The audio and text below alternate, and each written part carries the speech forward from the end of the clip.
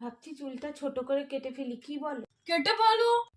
এত কষ্ট করে বড় করলাম। কেটো না তাহলে। কাল তো ছোট চুলই ফ্যাশন। কি কেটে ফেলো?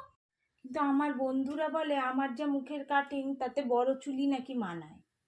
কেটো না। কিন্তু ইচ্ছে তো করে, বলো। কেটে ফেলো। ছোট চুলে আবার বিনুনি হবে না। কেটে ফেলো। ভাবছি এক্সপেরিমেন্ট করেই ফেলি। কেটো না। কেটেই দেখি না একবার।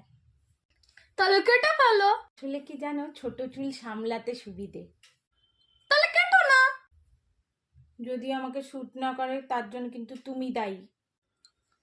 তাহলে কেটে ফেলো। কি গো, তাহলে কবে যাবে? আরে তখন থেকে একই কথা বলে যাচ্ছে, আমি মায়ের কাছে যাওয়ার কথা বলছি। কেটে ফেলো। তাহলে কেটো না।